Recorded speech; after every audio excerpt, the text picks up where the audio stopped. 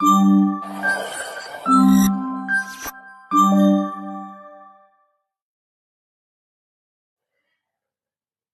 Everyone and welcome to this channel.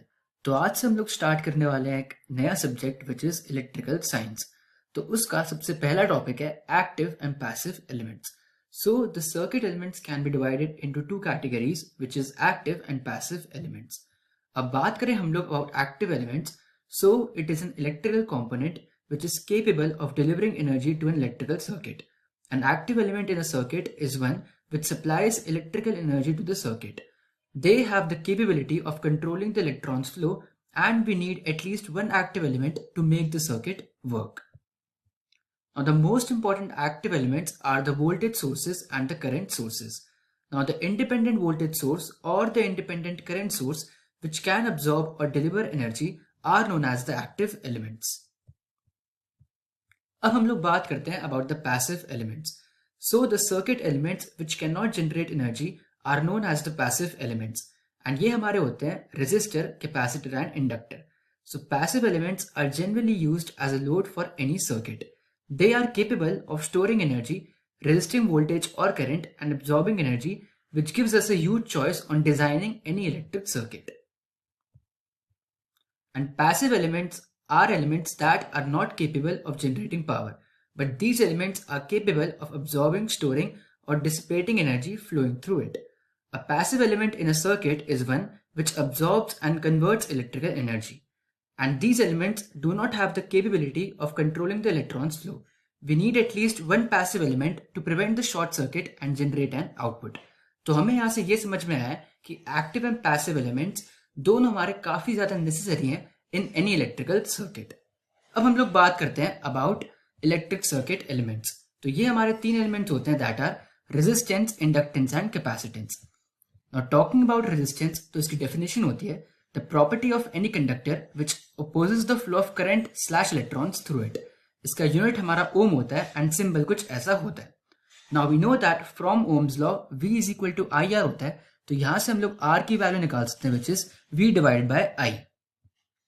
Now we know that जो हमारा resistance होता है that is directly proportional to L which is the length of conductor and it is inversely proportional to A which is the area of cross section. तो from 1 and 2 equation हमें मिल जाएगा यहाँ पे that is R is proportional to L by A। अब हमें पता है कि जब भी प्रोपोर्शनैलिटी का साइन हटता है तो एक कांस्टेंट आता है, तो यहाँ पे हमारे पास R की वैल्यू आ जाएगी that is rho L by A, where rho is a resistivity and इसका ऐसा यूनिट होता है ओम मीटर। अब यहां से अगर हमें पावर की वैल्यू निकालनी हो तो पावर का फॉर्मूला होता है V into I. Now we know that from Ohm's law V is equal to I R, तो पावर का फॉर्मूला मिल जाता है which is I square R. अब हम लोग बात करते हैं अबाउट द इंडक्टेंस, तो उसको हम लोग L से रिप्रेजेंट करते हैं। So property of conductor which opposes any change in the magnitude और direction of the current passing through the material. अब इसका मतलब क्या हुआ, तो लेट अस से हमारे पास कोई सर्किट है जिससे 3 एम्पियर का करंट पास हो रहा है, बट वो आगे जाके 6 एम्पियर का हो जाता है। तो इस बिहेवियर को अवॉइड करने के लिए या फिर अपोज करने के लिए हम लोग वहां पर इंडक्टेंस यूज करते हैं। अब इसका यूनिट होता है हेनरी, जिसको हम लोग H से डिनोट करते हैं। बात करें इसके सिंबल की तो वो कुछ ऐसा होता है एंड वोल्टेज की वैल्यू यहाँ पे होती है L into d I by d t. तो हमारा पावर का फॉर्मूला हमें पता है that is V into I. Now we have the value of V, तो हमें यहाँ से पावर मिल जाएगी which is L into I into d I by d t. Now coming to the last element which is capacitance. So the property of the material to store electric charge within it, इसका unit होता है farad, जिसको हम लोग F से denote करते हैं। इसका सिंबल कुछ ऐसा होता है and formula is equal to Q by V, where Q is the charge of the electron. Capacitance के केस में I का फॉर्मूला हमारा हो जाएगा that is C into d v c by d t.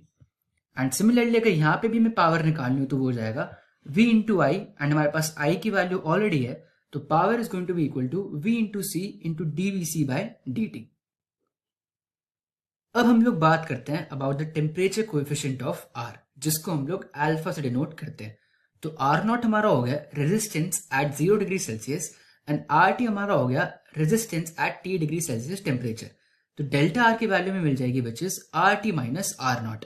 अब ये डेल्टा R वैल्यू है ये हमारी डिपेंड करती है 3 पैरामीटर्स पे। So the first is its initial resistance, the second one is the temperature change और rise, and the third one is the nature of material.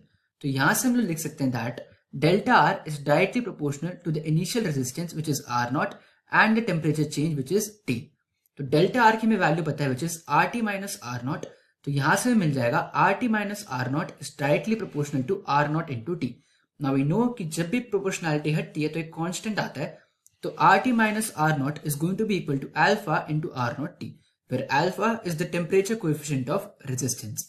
तो यहां से हमें अल्फा की वैल्यू मिल जाएगी which is RT minus R0 divided by R0 T. And we know that delta R is equal to RT minus R0 होता है, तो alpha की वैल्यू हो गई delta R divided by R0 T. अब अगर मैं यहाँ पे R0 और T को 1 पुट कर दूं तो यहाँ पे मैं अल्फा की वैल्यू मिल जाएगी which is going to be equal to delta R. अब ये जो हमारी इक्वेशन है इससे हमें एक इक्वेशन मिलेगी which is this, and the equation is RT is equal to R0 into 1 plus alpha T. And इस इक्वेशन के थ्रू हम लोग कोई भी न्यूमेरिकल सॉल्व कर सकते हैं which will be based on the temperature coefficient of resistance. So that was all for this video and I will see you in the next one.